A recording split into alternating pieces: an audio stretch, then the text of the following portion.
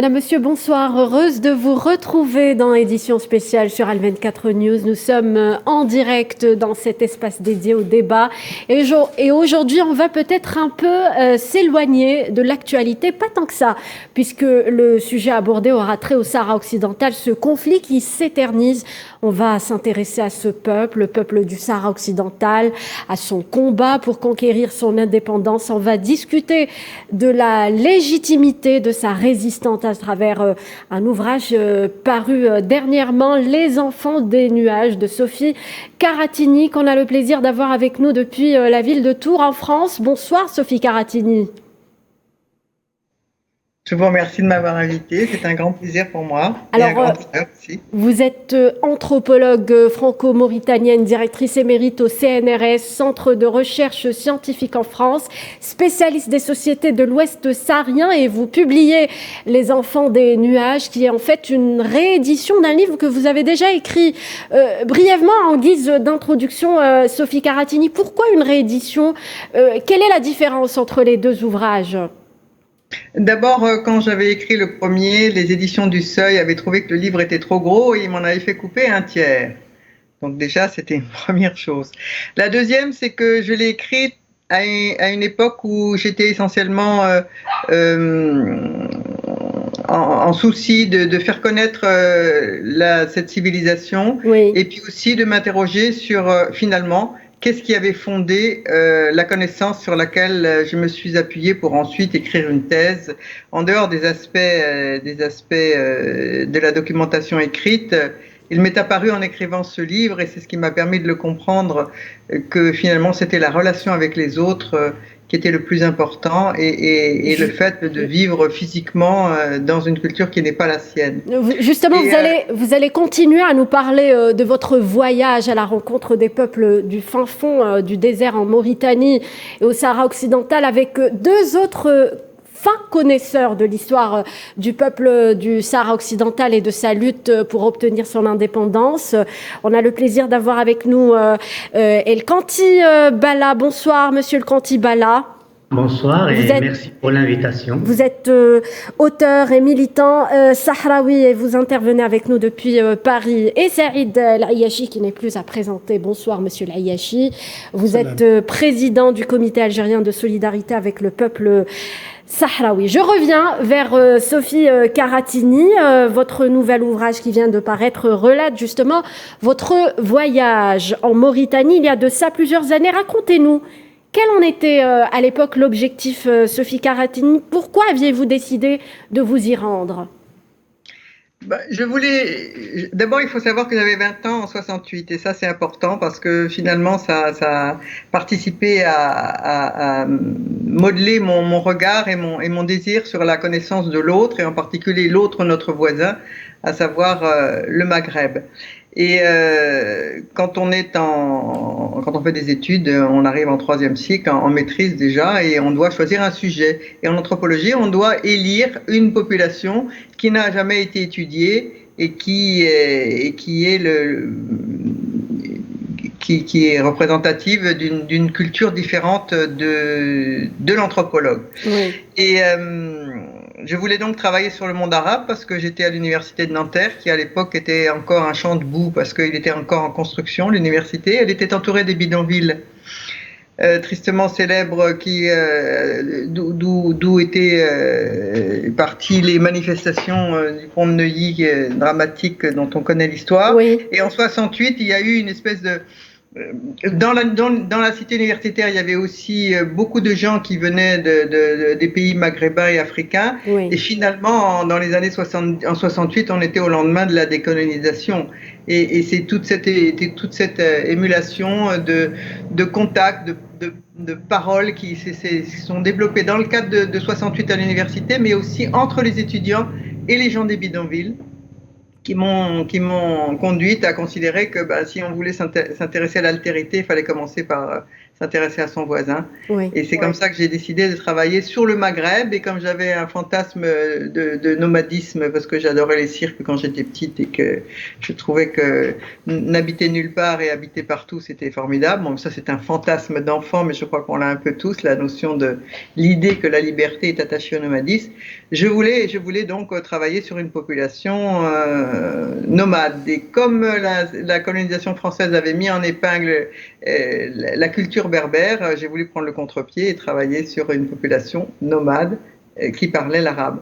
Et il s'est trouvé que dans mon université, j'avais un enseignant qui s'appelait Ahmed Baba Miske, il a passé 2-3 ans à l'université de Nanterre, et justement au moment où je m'étais inscrite dans cette direction, et j'ai suivi ses cours, et j'ai dit je cherche un sujet, et il m'a dit tiens, tu sais, il y a une grande tribu qui n'a jamais été étudiée, qui serait vraiment intéressante, il s'appelle les Argeibat. Oui. C'est tout ce qu'il m'a dit, alors que moi, je voulais travailler sur le pastoralisme nomade, et il m'a envoyé travailler sur une population en guerre, ce que je ne savais pas, et ce que j'ai découvert sur le terrain, comme je l'explique, puisque arrivé à Nouakchott, j'ai assez rapidement été mise en relation avec El Wali Ould Mustafa Sayed et son équipe, qui était venue pour essayer de convaincre le président Ould Daddah de ne pas signer les accords de Madrid. Donc j'ai été jetée en toute innocence en plein dans cette histoire. Alors vous nous avez mis dans le contexte et le titre, justement, cela nous renvoie au titre de votre ouvrage « Enfants, les enfants des nuages ». C'est en fait le nom de la tribu que vous avez donc découvert dans le désert de la Mauritanie. C'est exactement ça. C'est-à-dire que moi, je voulais travailler sur des nomades d'une tribu ou une autre, c'était pas le propos. Et en définitive, à travers l'étude d'une tribu particulière, j'ai essayé de saisir le fait tribal dans sa genèse, et dans tout ce qu'elle peut signifier au niveau social, économique et politique.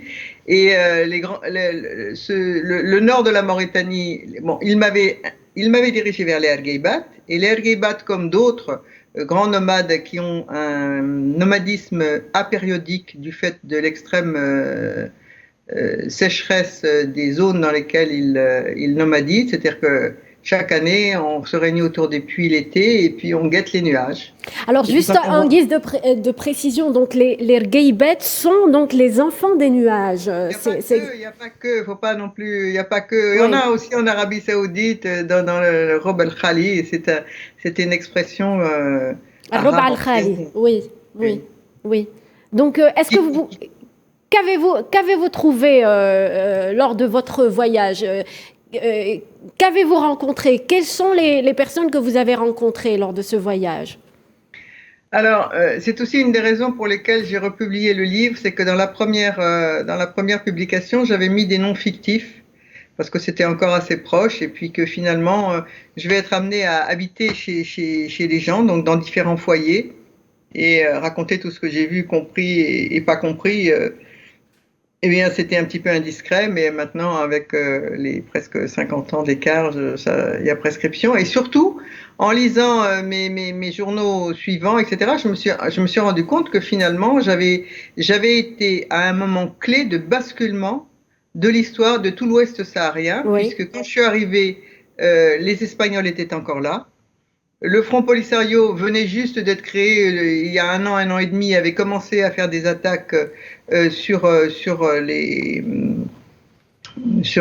infrastructures de l'exploitation du phosphate, et il se repliait en Mauritanie. La frontière, elle a souvent servi d'espace refuge d'un côté ou de l'autre en fonction de ce qui se passait. Et donc, les Mauritaniens n'avaient pas fait obstacle au fait qu'il y ait une résistance sahraoui qui se développe sur son territoire. Et donc, ils étaient de ce côté-là, mais finalement, ils vont pas y rester très longtemps, puisque à la fin de mon séjour, moi, j'avais qu'une idée, c'était d'aller vivre dans un campement nomade pour étudier le pastoralisme chamelier.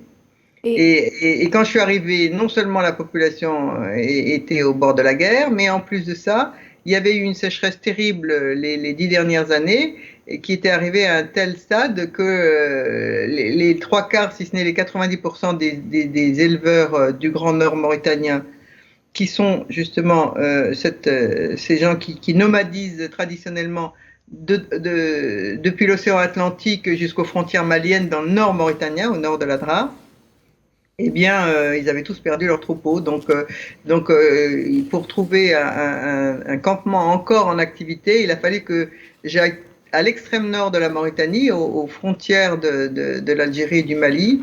Et le voyage raconte finalement cette quête d'un campement. À chaque fois, je vais plus loin. Je suis recommandé parce que on fonctionne, on apprend à fonctionner comme les gens fonctionnent. Quand on vous refuse quelque chose, il faut qu'on comprenne qu'un non veut dire qu'un oui veut dire non. Il faut qu'on comprenne plein de choses. Et c'est cet apprentissage d'une différente manière de communiquer qu'il a fallu que j'intègre.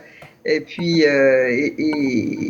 et c'est comme ça que progressivement, je suis arrivé jusqu'à un campement. Alors, le campement dans lequel j'étais arrivé, il était à l'extrême nord, à 100 km du dernier petit poste militaire. Oui. Et là, dans les montagnes voisines, était un campement de Sahraouis combattants, cette fois, qui était dirigé par Mohamed Abdelaziz, qui allait devenir le président de la RAS. Oui. Et tout ça, je l'ignorais totalement, lui aussi d'ailleurs probablement à cette époque. Mmh. Mais si vous voulez, j'ai été témoin de la naissance, parce que par exemple à Nouakchott, El Wali et son équipe m'ont été présentés par Brahim Derwish. Brahim Derwish, qui s'est fait ensuite appeler Brahim Hakim et qui ensuite a tourné kazakh pour rejoindre le Maroc, il m'expliquait déjà, j'ai trouvé quand même ça intéressant de le noter, de toute façon c'est dans le livre aussi, il me disait les Gheibat vont conquérir leur pays, on va faire un état Gheibat. Et dès qu'il avait le dos tourné, El Wali et ses copains me disaient, les écoute pas, ça c'est des quel était le terme? C'est des féodaux. Nous, on est pour la révolution, on veut abolir l'esclavage, on veut donner le droit aux femmes, on veut arrêter l'excision, enfin toutes les choses qu'ils ont d'ailleurs réalisées par la suite, et qui faisait partie d'un mouvement général de l'Ouest saharien, puisqu'à l'intérieur de la Mauritanie aussi, chez la jeunesse, il y avait un grand mouvement qui avait un peu les mêmes idées, et d'ailleurs qui a beaucoup soutenu le Front Polisario, et qui était autant chez les morts que chez les populations noires de la rive du fleuve Sénégal, des communautés qui sont maintenant très coupées, mais à l'époque, tout le monde était avec tout le monde et tout le monde avait les mêmes idées. Et moi, arrivant du campus de Nanterre des années 68, quand je rencontrais dans le désert des Bédouins en Kalachnikov, on prenait le thé à la santé de Mao Tse-tung, on avait le même langage, c'est une autre époque. Très bien. J'ai trouvé vraiment intéressant, si vous voulez, de republier ça en mettant les vrais noms des gens, en mettant tout un système de notes pour expliquer qui c'était, que sont-ils devenus, etc. Réintroduire tout ce qu'on m'avait fait couper parce que le livre était trop gros. Oui. Et puis revoir certains passages pour en préciser des choses. Et donner à cette nouvelle publication le sens d'un témoignage historique en fait, parce que maintenant je suis une vieille dame, donc un témoignage historique de ce basculement de toute cette région. Et c'est un témoignage très intéressant. Sophie Karatini, vous parlez de choses très intéressantes. Dans votre intervention, vous évoquez une civilisation, donc cela traduit, on va dire, l'existence d'un véritable peuple, Saïd Layachi. Oui, bien sûr. C'est moi, si vous le permettez, d'abord saluer Sophie Karatini, d'abord pour sa grande honnêteté intellectuelle et d'une chercheuse émérite, et puis la féliciter pour sa trajectoire de scientifique. D'abord pour l'université, pour les étudiants, mais également aussi pour le fait, et vous venez de le souligner, mademoiselle Rim, du fait que le travail de ces scientifiques n'est pas uniquement à visée académique ou universitaire. Il peut apporter, et cela se fait avec le travail qu'a effectué Sophie Karatini, le témoignage irréfutable de l'existence d'un peuple. Oui. Et ce qu'a fait Sophie Karatini peut se résumer en une phrase: le peuple sahraoui existe, je l'ai rencontré. Et par conséquent, aujourd'hui, il ne peut pas faire du doute qu'on peut faire l'amalgame, qu'on peut faire la confusion entre le peuple sahraoui et le peuple marocain. Chacun, bien sûr, a sa respectabilité qui lui est due, mais ce sont deux entités sociales et sociologiques tout à fait différentes. Et le travail de Sophie Karatini, comme d'autres anthropologues et ethnologues d'abord, je pense notamment à mon ami Sébastien Boulet, qui était dans la même région que Sophie. Et bien sûr, tout ce travail-là, je le répète, en plus de son intérêt académique, a apporté à la lutte du peuple sahraoui un témoignage irréfutable de l'existence du peuple sahraoui. Quand on pense que les autorités marocaines d'occupation et le Makhzen ont de tout temps voulu effacer l'expression même peuple sahraoui. Et d'abord, ils n'utilisent jamais dans les discours, cela va de soi, mais en plus, ils punissent ceux qui, j'allais dire, l'évoquent quelque part et ne le reconnaissent pas dans des documents qui leur sont opposés par certaines institutions internationales. Il n'y a pas de peuple sahraoui, dit-il. Il y a... donc, en ce sens-là, d'abord, pour ça, bien entendu, le travail de Sophie Karatini est très intéressant. Mais aussi, il n'y a pas que, puisqu'il nous apporte une foule de détails et d'indices sur l'authenticité de ce peuple. C'est un peuple authentique qui vient de la nuit des temps et qui a, nonobstant, bien sûr, une trajectoire historique très chahutée, qui a assis sa présence dans les territoires du Sahara occidental. Et bien entendu, cela apporte, j'allais dire, de l'eau au moulin du Front Polisario et du peuple sahraoui quand ils revendiquent leur spécificité, leur unicité, leur présence sur ce territoire qui est le leur.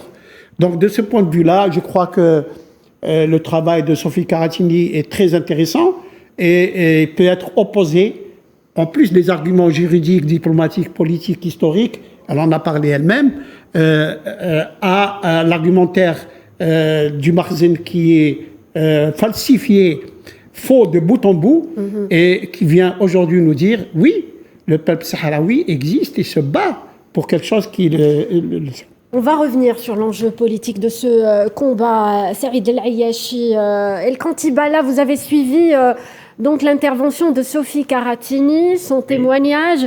J'aimerais avoir votre réaction, vous en tant que militant sahraoui, en tant que sahraoui. Ma réaction par rapport à quoi? Par rapport à l'intervention, par rapport au témoignage de Sophie Karatini. Oui, j'ai lu son livre il y a très très longtemps, vraiment, et je l'ai trouvé extrêmement intéressant, très accrocheur, le style est vraiment magnifique. Ça me rappelle un peu le style d'une auteure que je lisais à cette époque-là, qui est Odette de Pigodeau. Malheureusement, Odette de Pigodeau, qui avait travaillé aussi, parcouru la Mauritanie en long et en large, avait fini par être pas très sympathique avec le peuple mauritanien, avec la Mauritanie naissante, en allant vraiment commettre des choses vraiment dégueulasses.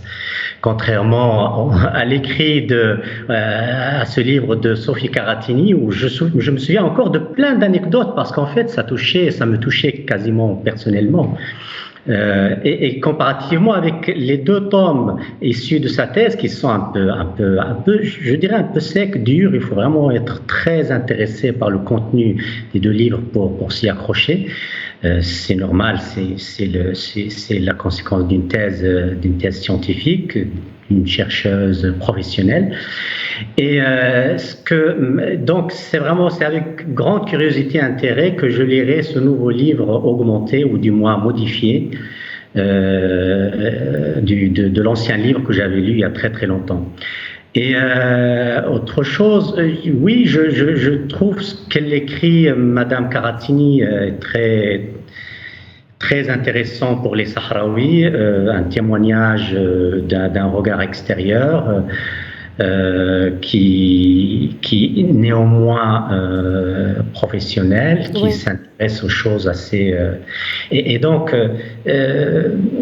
c'est assez intéressant. Et nous, en tant que Sahraouis, en fait... voilà, vous connaissez notre drame. Oui. On était espagnol la veille, et le lendemain, on s'est réveillé sujet du roi du Maroc. Oui. Évidemment, les Sahraouis avec une identité assez forte, ayant un désir immense à vouloir accéder à la vie internationale en tant que nation, avec un foyer territorial reconnu,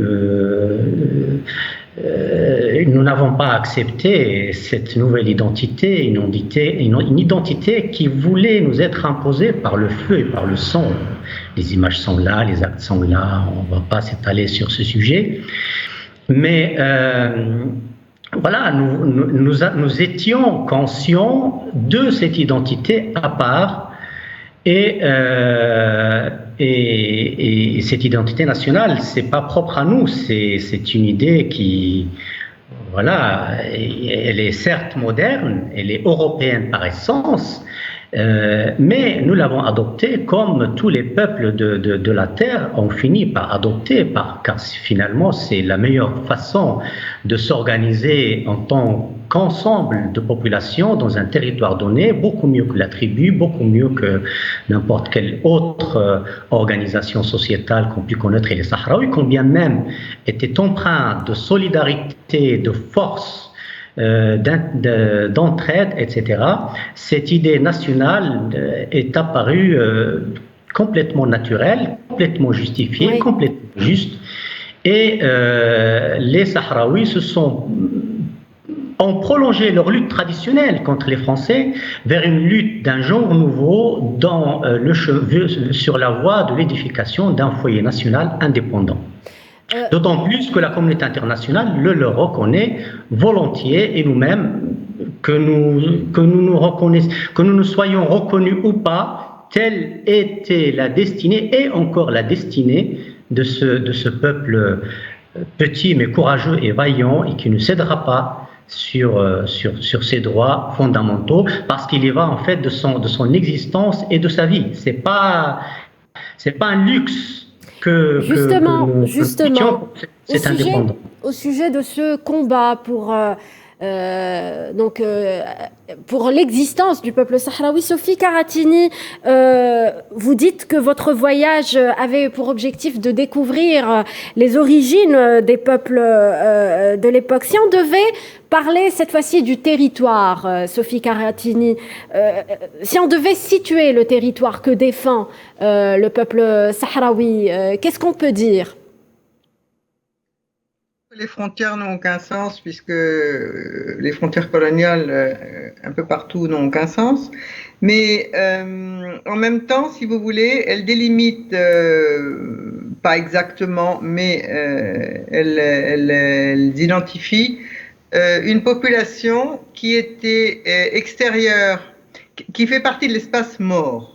Et moi, c'est la culture mort que je suis allée acquérir chez eux quand j'ai travaillé avec eux. Par la suite, je suis allée dans les camps de réfugiés beaucoup plus tard. Et ce sont les plus nomades parmi les morts, et les plus nomades parmi les morts avaient un territoire, et ça c'est très important, surtout comme argument d'ailleurs, par rapport à ce qu'on veut entendre de l'autre côté. Oui. C'était un territoire dans lequel il n'y avait pas une seule oasis, pas un seul village, pas une seule cité. Or, le commerce caravanier partant du nord et du sud, il passait par différentes cités. Mais Smara et ces trois maisons qui ont été construites très tardivement dans le cadre de la lutte contre la colonisation. El Ayoun a été construit dans les années 80 par les Espagnols. C'était donc une zone essentiellement de passage pour les commerçants transsahariens, oui, et de grand élevage chamelier pour les nomades, donc précisément avec ces aléas climatiques très importants, même si l'océan adoucissait un petit peu la région, ce qui fait que ces pâturages sont particulièrement renommés. Mais c'était essentiellement des éleveurs, et donc au niveau de l'organisation, ils avaient donc l'organisation tribale qui est qu'on retrouve dans tout le monde arabe, on la voit même renaître actuellement en Syrie et partout,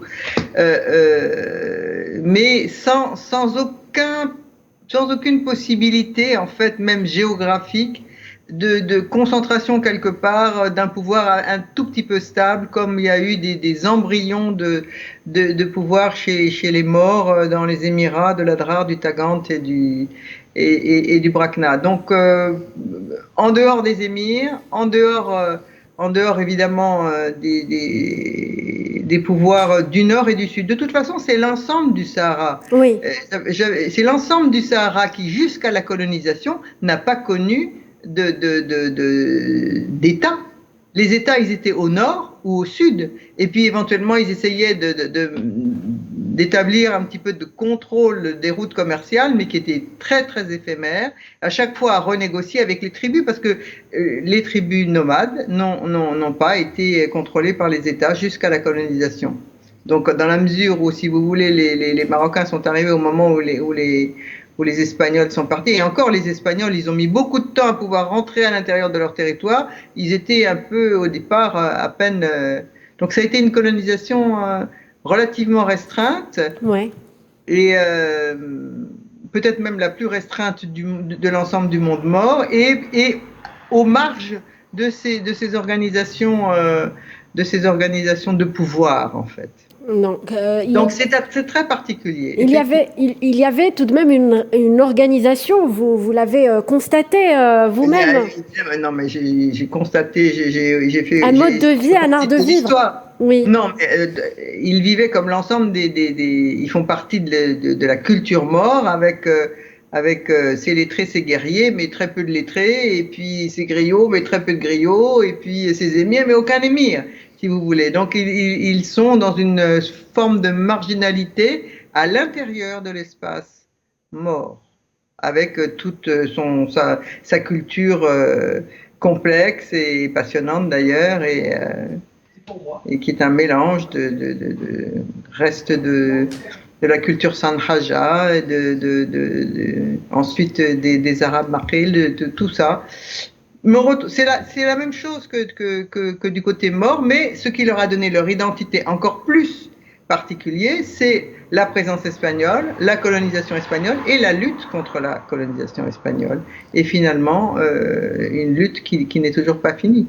Et la lutte n'est toujours pas finie, le conflit persiste. Que pensez-vous, monsieur Saïd El Ariachi, sur ce combat qui s'éternise? Là, on a changé, on n'est plus face aux Espagnols, mais face aux Marocains. Bon, je voudrais, avant de répondre à votre question, si vous le permettez, peut-être, si le terme est exact, compléter un peu ce que vient de dire Sophie Karatini. Il y a le Sahara, lorsque le colonisateur arrive, bien sûr. D'abord, premièrement, la première chose que fait un colonisateur pour réussir son entreprise criminelle d'occupation, c'est dépersonnaliser les habitants de ce territoire qu'il convoite. Et nous sommes bien payés pour l'avoir vécu en tant qu'Algérien. La dépersonnalisation des Sahraouis, bien sûr, a été d'abord entreprise par l'occupant espagnol, par le colonisateur espagnol, mais lorsque on est un peuple authentique, tel que l'ont prouvé les travaux de Sophie Karatini et d'autres scientifiques dans la région, cette dépersonnalisation vient échouer sur la carapace de l'authenticité de ce peuple, parce qu'il a une véritable ADN qui lui est spécifique. Ça d'une part. Et puis d'autre part, je crois que ça s'est passé également chez nous. Le colonisateur, d'abord, occupe ce qui rapporte, c'est-à-dire les voies maritimes, c'est ce qu'ont fait les Espagnols, et puis les régions minières, les régions où on peut prendre certaines ressources naturelles très intéressantes. Et j'allais dire, reflue les habitants de ce territoire vers ce qu'ils considèrent comme n'étant pas le Sahara utile. Mais je crois savoir quand même que ces tribus-là, dont parlent nos scientifiques, sont organisées. Elles sont même hiérarchisées selon l'organisation tribale, d'où d'ailleurs la prédominance des Erguibets, parce qu'il n'y a pas que les Erguibets, il y a d'autres tribus qu'on considère de façon sociologique comme mineures par rapport aux Erguibets, mais qui existent et qui sont en bonne intelligence avec la tribu des Guibat. Et par conséquent, il y a une organisation sociale. Elle vaut ce qu'elle vaut, elle est de son temps, mais elle existe et gère la population sahraoui. J'en veux pour preuve que je ne sais vers quelle à peu près période, mais vers la fin, vers les années 70, début 70, d'après ce que j'ai lu ici et là, il y a la Jma'a des Sahraouis, que d'ailleurs Franco, par ses émissaires, consultait de temps à autre, et à laquelle il avait promis d'ailleurs, j'allais dire, d'accorder l'indépendance eu égard aux différents soulèvements qui ont eu lieu depuis le Bassiri jusqu'à 73, bien sûr, avec la naissance du Front Polisario. Et de ce côté-là, je pense que un mouvement de libération tel que le Front Polisario, c'est d'abord l'émanation d'une volonté populaire. Ça ne peut pas être quelque chose, j'allais dire, de fortuit. C'est construit. Ça vient du fait qu'il y a un peuple qui n'accepte pas d'être occupé ou d'être colonisé. D'où d'ailleurs, évidemment, la pensée politique révolutionnaire ayant fait son temps et venant depuis 1917, si l'on prend pour référence que cette sale date. Oui. Mais il y a la révolution algérienne qui est toute proche et qui a servi d'exemple de référence aux Sahraouis. Oui. Et par conséquent, si vous permettez juste une minute pour terminer, les Sahraouis étaient construits en tant que peuple et ont accouché d'un mouvement de libération authentique qui aujourd'hui revendique en tant que représentant unique et légitime du peuple sahraoui. C'est pas peu que d'autres, j'allais dire, officines ont essayé de créer d'autres mouvements de libération factices, mais le peuple, le Front Polisario et le représentant unique et légitime, je rappelle que le 10 octobre, il y a la fête de l'unité du peuple sahraoui. Et donc aujourd'hui, il y a un mouvement de libération reconnu et représenté dans plus de 140 pays dans le monde. Permettez-moi, Saïd El-Ayachi, de redonner la parole à Sophie Karatini, qui voudrait peut-être rebondir sur les propos de Saïd El-Ayachi. Oui, je voulais dire à propos de la dépersonnalisation. Oui. Ouais, ça me fait rigoler parce que pour arriver à dépersonnaliser un mort, il faut vraiment se lever de bonne heure, qu'il soit sahraoui ou mauritanien. Là, vraiment, c'est l'échec à tous les coups. Non, ce que je voulais dire aussi, c'est que on peut comparer, mais pas comparer en même temps, parce que pour conquérir le Sahara, je ne parle que simplement de la conquête territoriale avant même de pouvoir administrer, il faut d'abord conquérir les territoires. Or, quand vous voulez conquérir un territoire où il y a des sédentaires, des villes, des villages, il suffit d'occuper les terres pour contrôler les hommes. Alors que dans le désert, vous pouvez bien aller contrôler une dune et occuper une dune. Les Bédouins, ils s'en vont ailleurs. Oui. Donc, il y a même au niveau militaire, puisque finalement c'est l'armée française qui a conquis le Sahara, et l'armée française ensuite qui l'a administré pratiquement jusqu'à la décolonisation. L'armée française et l'armée espagnole aussi, parce que après les Espagnols ont copié sur les Français. Mais ça leur a demandé de se transformer en bédouins et c'est comme ça qu'ils ont réussi. C'est pour ça que quand je vois les opérations Barkhane et compagnie avec leurs énormes chars là, qui marchent sur les dunes, et une méconnaissance totale des populations, de leur culture, de leur organisation, je me dis mais où on est quoi? Parce que finalement, il y a qu'une période de l'histoire pendant laquelle le Sahara dans son ensemble a à peu près entre guillemets été contrôlé, c'est pendant la colonisation quand il y avait des méharis. Et les types, ils étaient 5.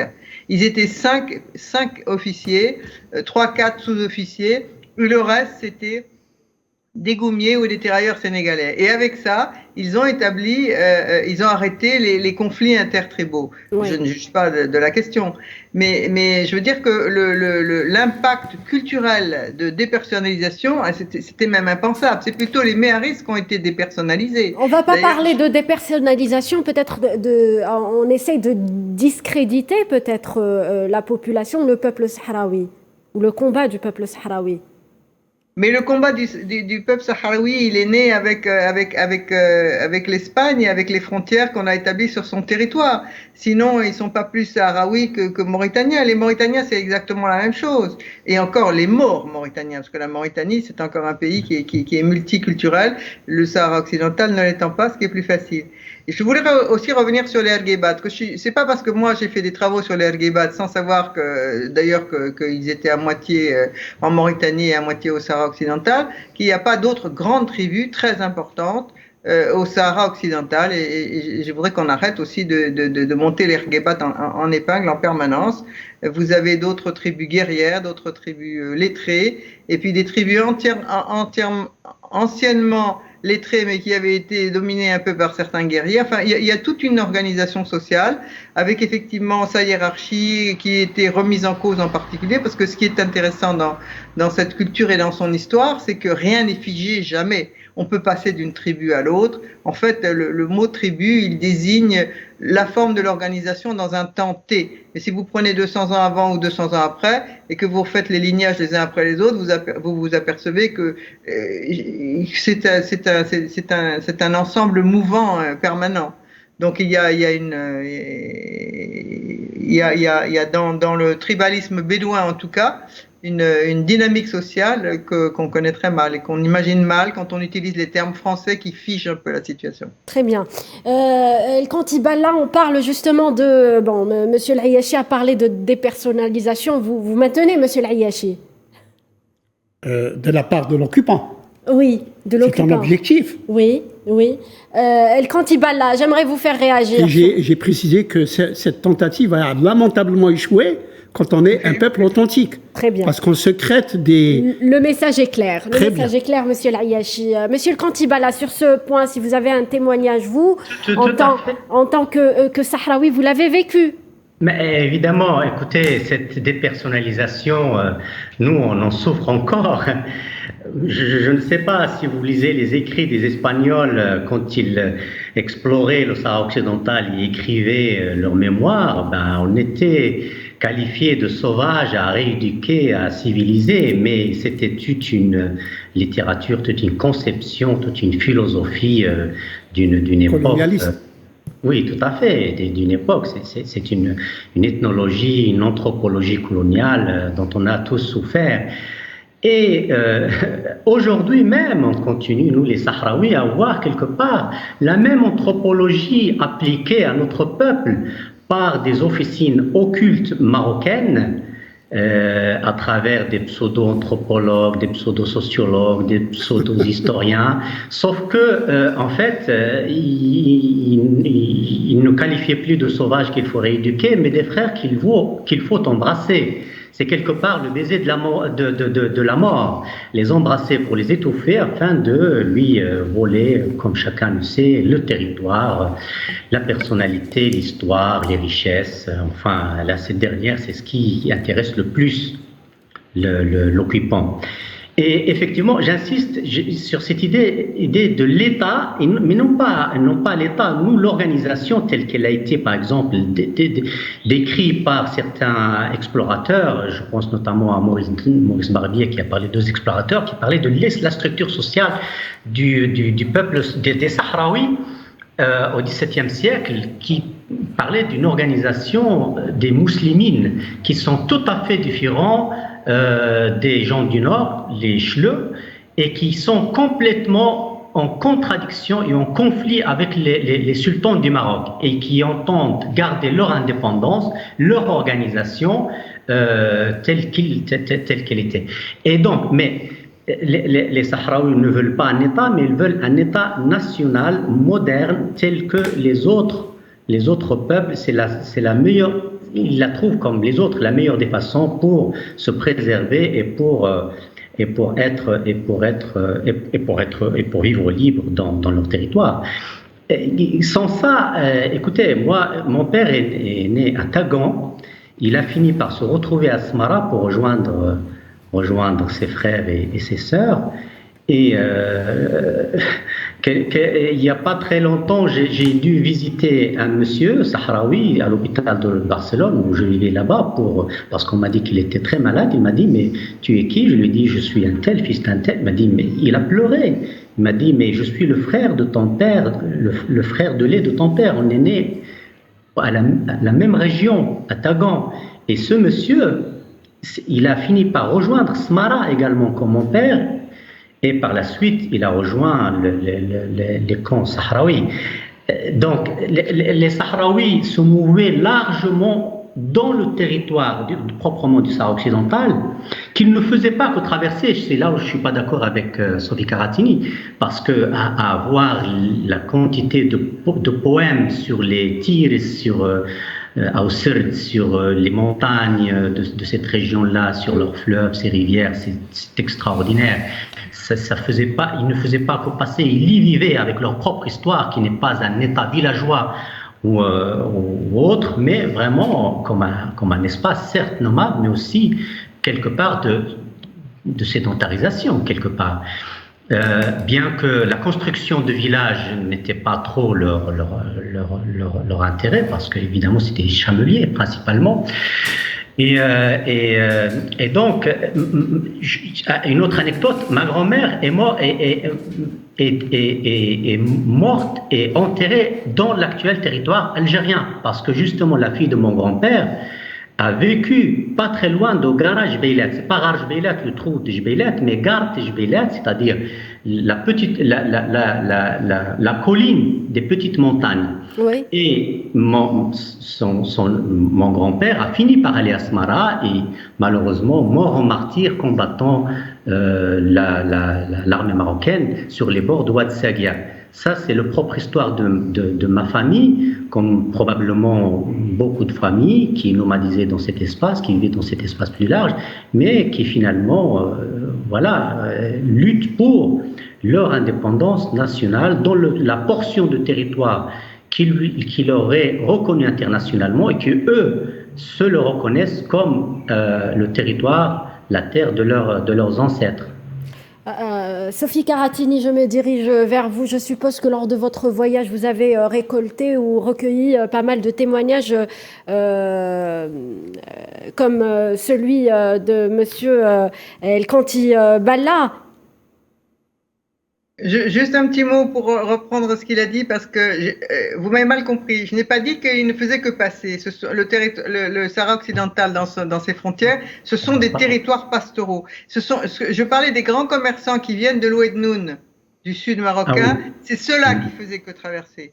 Mais les autres, bien sûr. Et d'ailleurs, il y a une chose qui me semble très importante aussi, c'est les tombes. Il n'y avait pas de cimetière puisqu'il n'y avait pas de ville, mais il y a des tombes partout. Le Sahara occidental, c'est la mémoire du peuple sahraoui à travers tous ses ancêtres qui sont enterrés là ou ailleurs, parce qu'à un moment ou à un autre, on s'en va. D'ailleurs, sur le plan des témoignages, pour répondre à votre question, d'abord, j'ai publié, après avoir fait des recherches dans les années 90, un livre sur divers aspects de Sahraoui qui s'appelle La République des Sables. Et puis aussi, j'ai travaillé pendant 2 ans avec une femme d'origine Ouladlim, c'est-à-dire d'origine sahraoui, mais que les hasards de l'histoire et des réseaux ont amené à vivre et à naître dans la dernière tribu des chasseurs du Sahara, et qui m'a raconté toute son enfance et toute sa vie, parce qu'ensuite elle a fait partie des gens qui ont un destin détourné. La colonisation a détourné plein de destins et elle en fait partie. Et elle raconte des choses en profondeur sur cette. J'ai publié ça sous le titre La fille du chasseur, oui, qui a été traduit en espagnol, El hija del cazador. Mais alors le titre était très mal choisi, parce que les Espagnols, y compris les Sahraouis qui vivent en Espagne, ont considéré que c'était une histoire de chasseur, alors que c'est l'histoire d'une femme mauresque d'origine de l'Adlim. Si vous pouvez passer le message, mes éditeurs espagnols seraient contents. Et puis surtout, c'est fabuleusement intéressant. Très bien. Toujours sur la légitimité du combat du peuple sahraoui, Sophie Karatini, lors de votre voyage, vous avez rencontré les combattants sahraouis. Que dire de ce combat? Quelle est votre lecture de ce combat du peuple sahraoui pour son indépendance? Un peuple a le droit d'avoir un État indépendant. Mais moi, je ne pense pas en ces termes. La notion de peuple et charabe est relativement récente, même dans l'histoire du monde arabe. Son combat est légitime du fait qu'il y a des frontières qui lui sont reconnues internationalement et que si on commençait à toucher aux frontières coloniales, l'Afrique deviendrait un bain de sang. Donc tout le monde a été d'accord au niveau international et particulièrement au niveau africain, y compris le Maroc a signé d'ailleurs, pour ne pas toucher aux frontières coloniales. Donc ça c'est une et puis aussi il y a comment dirais-je une animosité à la limite, si vous voulez. On aurait pu imaginer une confédération avec la Mauritanie parce que c'est le même peuple au niveau culturel. Mais avec le Maroc, c'est une occupation illégitime évidente. Enfin, tout le monde le sait. Hein. Vous avez tout de même perçu une véritable soif d'indépendance de ces combattants sahraouis du Front Polisario. Mais de toute façon, les Bidan, les morts, ils ont toujours eu une soif d'indépendance absolue. C'est dans leur culture. Donc, ils n'ont supporté aucune colonisation, ni la française, ils l'ont subie, ni l'espagnole, ils l'ont subie, et pourquoi la marocaine? Saïd El Ayachi. Oui, je voudrais d'abord faire des petites remarques à propos de ce qu'a dit très justement d'ailleurs notre ami Kanti Bala, quand il a parlé de ces pseudo-chercheurs, anthropologues, ethnologues marocains qu'on emmène sur les plateaux de télévision et à qui on fait, n'est-ce pas, réciter des communications académiques sur commande, alors qu'ils n'ont jamais été sur le terrain, bien sûr. La comparaison, j'allais dire même, est un blasphème de comparer ces gens-là avec le travail magnifique que font les ethnologues comme Sophie Karatini, Sébastien Boulay et d'autres qui, eux, vont sur le terrain et qui, bien entendu, précisent le truc. Et pour quand même, je pense que Sophie Karatini, d'ailleurs, elle-même a dû le relever dans ses pérégrinations mauritano-sahraoui, c'est la dimension culturelle de ce peuple, qui est une autre dimension, j'allais dire, qui ne peut mentir. La poésie dont parlait Kanti Bala, oui. Des Sahraouis, à un moment donné, de grands écrivains et de grands hommes politiques tels qu'Ahmed Baba Miské les appelaient ces incurables poètes. Vous rencontrez n'importe quel Sahraoui, aucun des trucs, dans une soirée, il vous sort un poème sur vous, sur ce que vous voulez, sur le truc. Ce sont des peuples authentiques, c'est ça le terme, je pense, qui leur va le mieux. Un peuple authentique est un peuple qu'on ne peut pas tromper, qu'on ne peut pas coloniser, qu'on ne peut pas brider. Et quand vous parlez de la lutte du peuple sahraoui, c'est parce que ce peuple s'est trouvé d'abord bien avant l'occupation marocaine, du temps des Espagnols, oui. Et parce que les Espagnols ne se sont jamais hasardés à rentrer dans le territoire profond du Sahara occidental. Les Sahraouis faisaient des razzias de temps en temps, telles dans la bonne tradition des pays, des peuples nomades, et massacrer des garnisons espagnoles.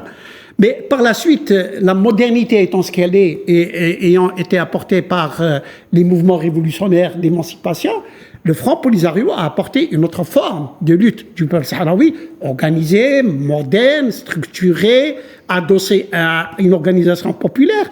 Et c'est ainsi que maintenant, aujourd'hui, malheureusement, après la colonisation espagnole, se trouve l'occupation marocaine, qui est une autre forme plus barbare encore de colonisation, mais qui aujourd'hui est le peuple sahraoui.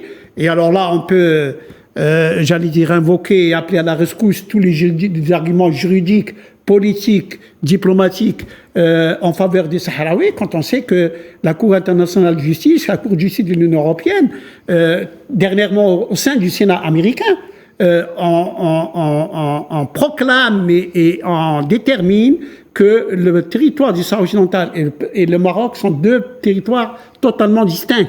Et donc que le Maroc ne peut pas avoir une prétention sur le Sahara occidental. Malgré tout ce qu'il dit, il ne dit rien d'autre qu'un un discours de confusion et d'amalgame par lequel un tour de passe-passe, il en fait de l'Algérie étant son premier adversaire dans la question et celui qui le gêne dans son occupation du territoire du Sahara occidental. Et le Kantibala, pour finir, le message que vous voulez justement livrer à travers cette émission, il est important que le monde entier sache l'importance de ce combat pour la liberté.